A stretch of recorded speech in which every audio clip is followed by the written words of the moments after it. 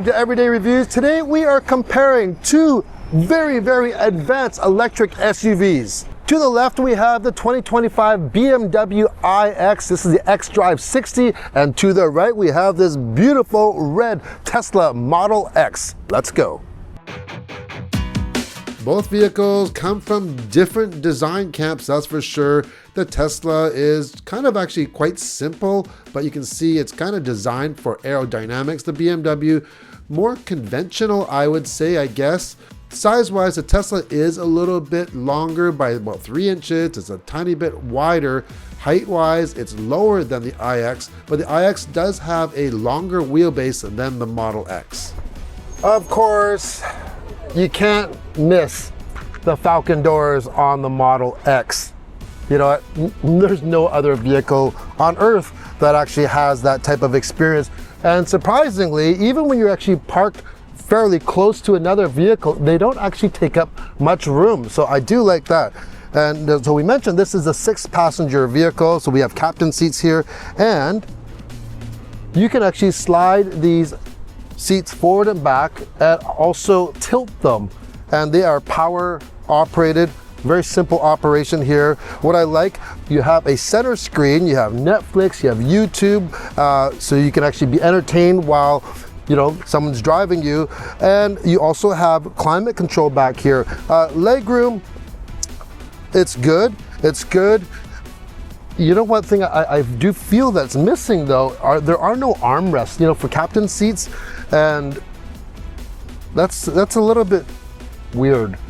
But yeah, you got speakers, you have like a ultra suede Alcantara. This white interior looks fabulous. I don't know how hard that'll be to keep clean, but yeah, it's pretty cool. And then you just go, bye.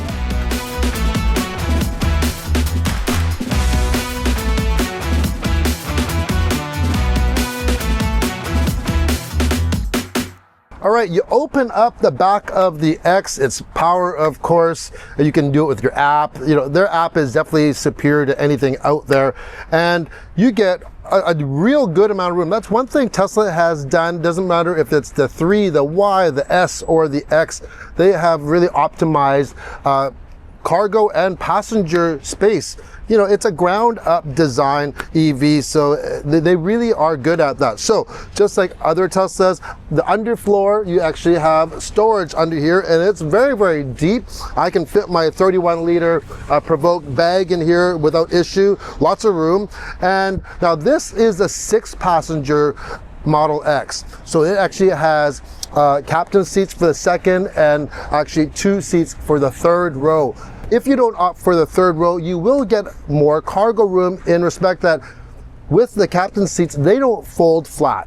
And so if you need more room, don't get the 6-passenger, but this is a 6-passenger, so you can fold them down. And when you actually fold it down, just to give you an idea, I've got my tape measure here. Okay, the depth is 47 inches deep. If you compare that to the iX, that's about 5 inches more than the iX. The iX is a little bit wider though, and it's a more uniform cargo area, but this is very good, especially since you have that storage area there. Now we have our large, full-size Solgaard check-in closet here, and if we want to put that in, we can see how much room that takes up. And it has definitely enough height though that we could actually just lay it on its side or stand it upright as well. We could easily fit another at least 1 or maybe even 2 more, and you have this much room there. Up front though, in the front, we can actually fit a 22-inch carry-on right under there as well. So yeah, Tesla kind of has it in the cargo department. The iX doesn't even have a front storage area, so winner for cargo space for sure. And one thing that's different over, let's say, the Model 3 and the Y is you do have a instrument cluster in per se, or a screen there. And for the people that like something a little bit more conventional, you're gonna like that. So otherwise you just have the one screen. And I like something in the middle in my line of sight. Speaking of line of sight though, there is no head-up display on here, but most will say, well, you might not need it. I didn't realize that the Model X is all glass. Like this, the windshield just goes all the way back here. I don't know what the cost would be to replace something like this. So the visors swing out from the side because there's nothing to hold on to them here, and they swing out like this, and then you flip them down somehow like that. That's your sun visor. It's kind of like driving a big bus or something like that with the sun visor. We have wireless charging. I gotta say, I'm looking closely, and the fit is very good. Simplistic, it's modern, but it just doesn't scream out as like really, premium.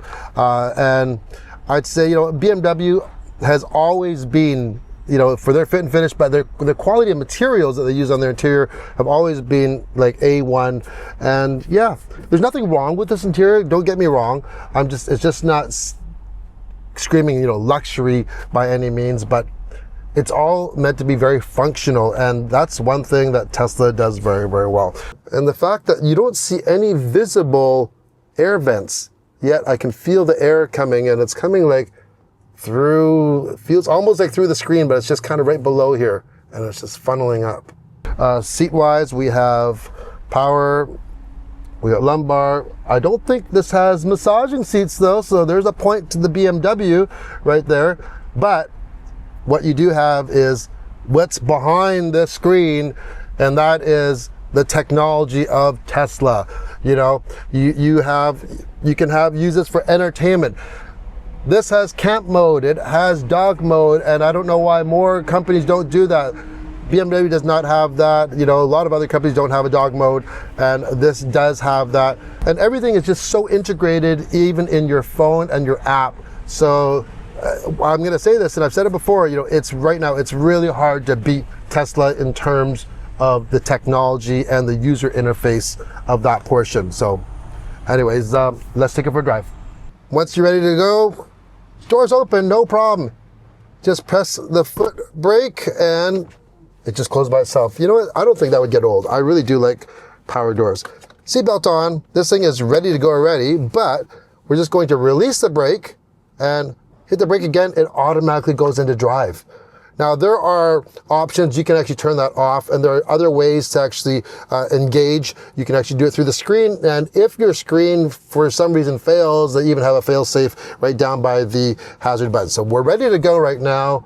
Drive this Model X with the yoke. See, this is weird. This is so weird with the yoke. I know. Okay. You have to use both hands. Yeah. And then, okay, I went for the turnstock. There is no turnstock.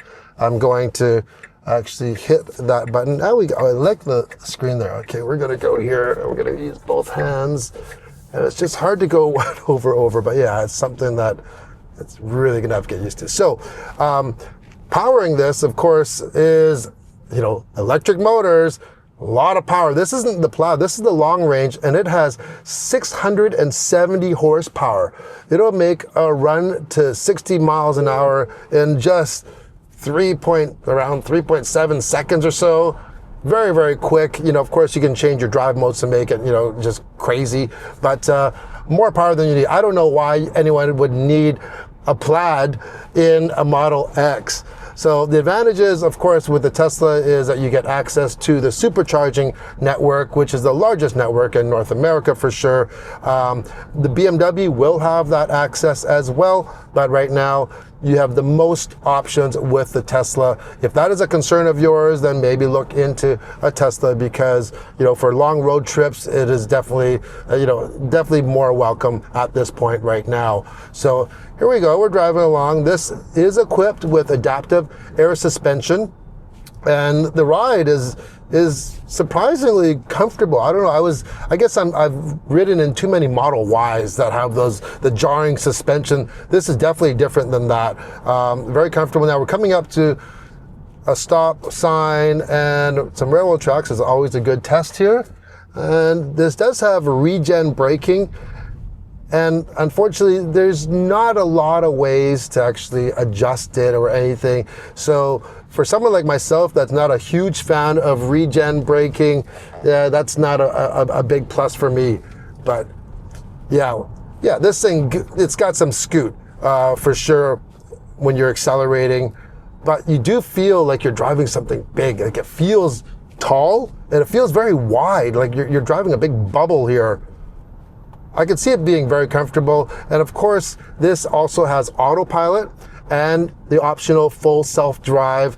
That's questionable for some, but the autopilot as well, it's been around for a long time and it's proven that it works very well. And it works not just on highways like that the Assist Plus does on the BMW. So battery wise, they're both similar in size. This has about 100 or so kilowatt hour battery.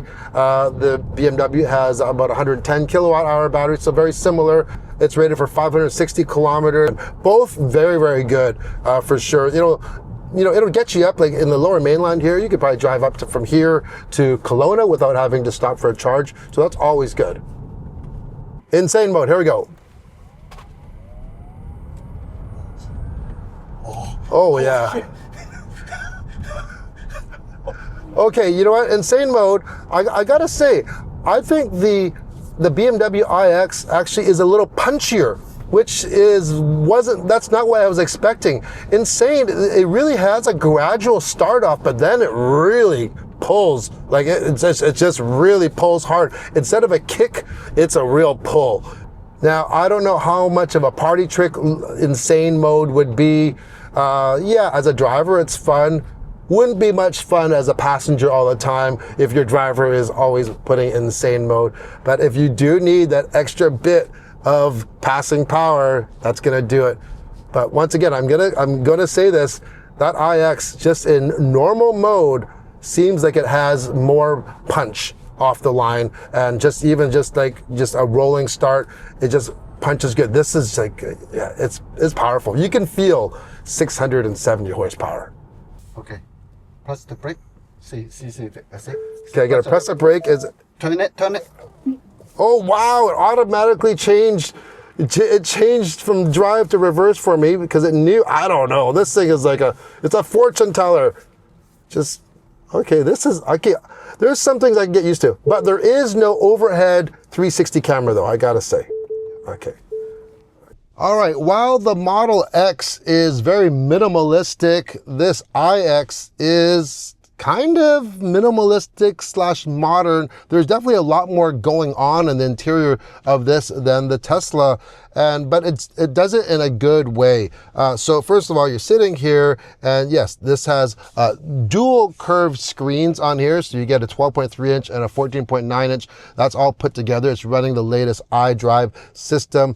Big advantage of this for me is I like my Apple CarPlay. This has CarPlay right in there. Tesla does not have that, unfortunately. So that's one big plus on here. While Tesla seems to hide everything, BMW really wants to actually show off a lot of the features on here, such as, the crystal for the controls for the seat, or the iDrive controller is crystal. I like the materials, and the fit and finish, of course, has always been very, very good with BMW. The audio system, they do a very good job of integrating even the system into the car, but also, the speaker grills are so nice and flush, but they become part of the design. This is equipped with the Bowers & Wilkins system, and we experienced this on the previous iX that we tested, and this one has the immersive 4D experience. If you've never tried it, check it out. It's really cool. You can adjust the intensity of it. Essentially, in the front seats, there are these kind of actuators built into them, and they'll actually kind of punch your back. And the advantage is if you want to listen to your favorite playlist, but you don't want to have it cranked, you can listen to it at a lower volume and still get that kind of the full volume effect of the bass on that. There are a lot of sustainable materials in here. These seats are heated, they're ventilated, they have massage for the front as well. And another thing is the heating doesn't just go to the seat, it's extended to the armrest as well. I absolutely love that. This is also equipped with the soft close doors, and it has an electronic latch. So you just push that button and it just pops open. Now, I didn't mention this on the Tesla, obviously. That one actually has electronic latches as well. So what happens if you lose power or you get in an accident and those don't work? They're There is a manual release, and on this BMW iX, it's right below the armrest, and it's a big lever. So very, very easy to do. I'm not sure about those Falcon doors though. I'm gonna have to check on that. I forgot, but I'm sure there's gotta be some sort of a manual release for them. So if you're not big into change, this interior will definitely work much better for you than the Model X. That one, I know everyone says you'll get used to it, you'll get used to it. Yeah, I get it, but that doesn't mean that I like it. I still like to have, you know, a volume knob, for instance, just a gear selector. There is a manual one here for you on this. So you don't have to do that on the screen or anything. So this is definitely going to work for you. And of course, this doesn't have a yoke. This has a regular standard steering wheel. That's also a big plus. Also, this has a large panel roof, and this has electrochromatic options here. So right here, I'm going to go and press that, and the entire roof just went opaque. I can't see the sun anymore, and if I click that, and I can see the clouds, and it actually has a slight tint. But the nice thing about this is that it actually takes up less room than a sliding shade mechanism, which means that you're going to have more headroom for your passengers. There is one thing that I am not a fan of though on this interior, and that is in the middle here, it's the drink holders. Okay. You have this floating console here. The drink holders are right in the front and below it. And it's very, very awkward. Here, I've got a can here. And if it's there, there's no direct way to get it. I have to kind of like go over with my arm or go under. And, you know, you have a hot coffee or something like that. It's not the best experience on that portion there. But otherwise, very usable, very comfortable interior here. Okay, for the back of the iX, you sit actually fairly low in here, which means you actually even have, feels like you have a lot more headroom. Very, very spacious back here. Nice flat floor, of course. Good foot and knee room. It's quite comfortable. We do have a middle area here with drink holders that pop out. And if we go and pull this, you can see this does have a 40-20-40 split, and I'm a big fan of this. So that way, if you have some longer objects and you have two passengers back here, you don't have to fold down one of the outboard seats. You can just put whatever you're transporting right through the middle on here. Let's say, you know, it could be a trip to Home Depot or skis or a snowboard, no problem right there. The cargo area of the iX, not quite as big as the Model X, but it also does have a bin underneath the floor, just not quite as big. Now, it's hard to compare total cargo area between the two because that one was the 6-passenger with the captain seats. And remember, those captain seats don't fold down. These ones fold down, and they fold down nice and flat as well. And the opening on here and the actual dimensions are definitely more uniform. The Model X kind of goes like an hourglass shape. So it could be, you know, not as convenient depending on what you're transporting. While we're on the topic of storage, the iX does not come with any front storage underneath the hood there at all. Not like the Model X, which has that large bin. So Model X definitely edges out the win for sure in terms of storage. One thing to note here though is in the back of the iX, and this is quite surprising. I had no idea. When I sat back here, we do have heated seats and we have nice air vents with air control, but we don't have a dedicated climate control for the back passengers on this iX. Like, yeah, that's very surprising for this class of vehicle not to have a separate climate control. So yeah, that I'd like to see. On paper, the Tesla Model X has the iX beat. You see, this xDrive60 is equipped with 536 horsepower, where the Tesla has over 600 horsepower. You're going to have to go into the 70 to get into the 640 horsepower or so on that 70. But like most BMWs, I'm going to say, you know, it's how the power is delivered. Is BMW being conservative with their numbers? Because this thing, seriously, in normal mode, not even in, there's no, we have sport mode. If I go to sport mode, it's even more noticeable. But in normal mode, this thing seems to have more punch off the line than that Model X for sure. Like right now we're doing 92 kilometers an hour. We're in normal mode. And if I kick it, it is so instant. Whereas the Model X, even in insane mode, it is powerful. Don't get me wrong, but it has a very, very smooth kind of like exponential takeoff, and then it just comes on really strong. This one, it's like there. It's instant. It's the light switch type of acceleration, if you know what I mean. But you can control it, which is nice. But yeah.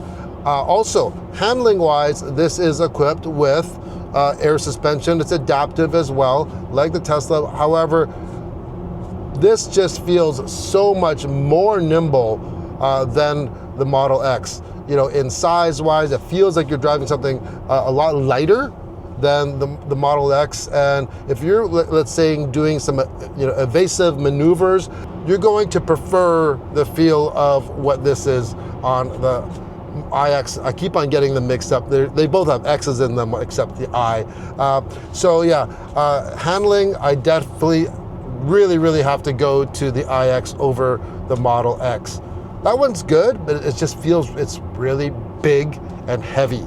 And this is just, it feels so much more nimble. Now this is also equipped with some advanced driving features as well. If I go and activate the cruise control, it's assistive driving is activated, and this also has a plus system, assistive plus ready. If I go and take my hands off the wheel, I'm going to close that message. I get green lights on the steering wheel and green on the driver display showing the road, and this is hands-free. And this is like, it will not require me to put my hands on the wheel at all, on highways.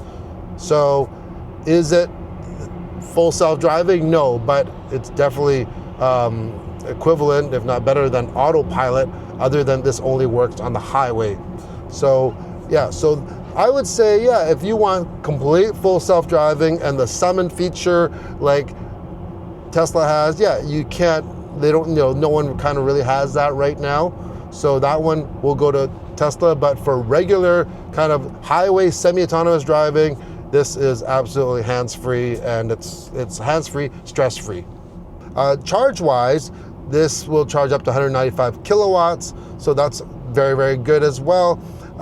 Do you have access to the supercharging network? This will very soon. So they're kind of even there. However, one thing to note, and some people aren't aware of this, is that not all Tesla superchargers are open to non-Tesla vehicles. Even if you have an NACS port or an adapter and your manufacturer has, opened it up to that, not all of them. At this time, it's still kind of limited, so just be aware of that. But yeah, so very close. All right, put into sport mode. The seat kind of bolsters just made a sound, and this thing drives like a little sports car for real.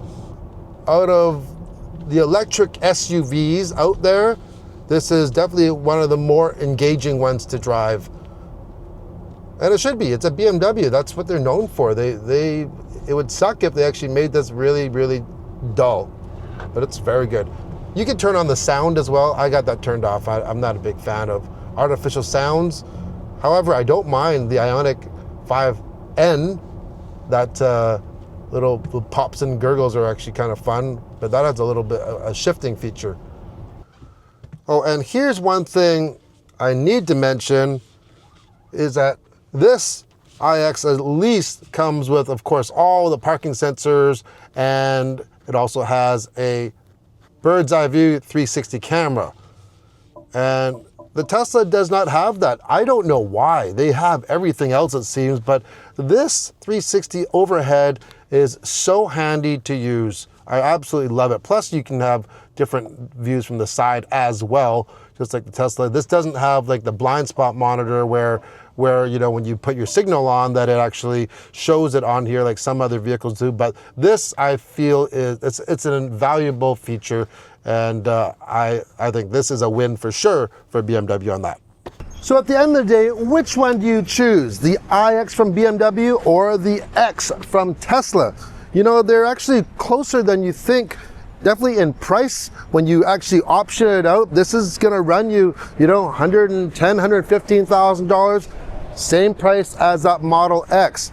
Performance-wise, they can both accelerate like stink off the line. Most electric cars do, but yeah, a lot of power, more than anyone actually possibly needs, especially for a vehicle this size. Handling, they both have adaptive air suspension. However, I do prefer the drive of the BMW. Hey, BMW has always been a driver's vehicle, and that's regardless whether you have a gas or an electric power plant. They have retained that DNA about them. Tesla's, hey, it's no slouch or anything. It's a big vehicle though. It's very, very heavy, but it doesn't really have the same driving dynamics of the BMW. And I really do like the fact that on the iX, you do have more regenerative braking options on there opposed to the Tesla. So why would you buy the BMW? Well, fit and finish, interior quality and materials, I think it wins out in. If you really want that electric experience, but you want something a little bit more traditional, head toward the iX. But if you want something, hey, that's going to be like, wow, I'm driving the future, that is going to be the X for sure. It's simplistic. I do like how they actually have the driver's instrument cluster, not just like the Model 3 or the Y that just has that center screen. And the configurability is amazing, how you can adjust, you know, put cameras to this screen to this screen. And you have Falcon doors. How cool is that? And you got power doors. That's something that the iX doesn't offer. It does have soft close. And yeah, the user interface, the technology on the Tesla is number one. No one at this point is actually coming close to what the Tesla can do in that aspect. So if you're into the latest and greatest and into the most highest tech things, the Tesla is going to be the one. But if you want just a really good driving experience, a lot of power, great handling, and a very comfortable interior, go for the BMW. That's it for today's video. Hope you enjoyed it. Ciao. Like always, if you enjoyed this video or any content on the channel, I have a lot of videos and not just automotive. We have tech, outdoor equipment, including robotic lawnmowers and snow blowers, and even travel, so something for everyone. I would really appreciate if you hit that like and subscribe button. It's completely free, and it allows me to continue creating more content like this for you. Hope to see you on the next video. Bye.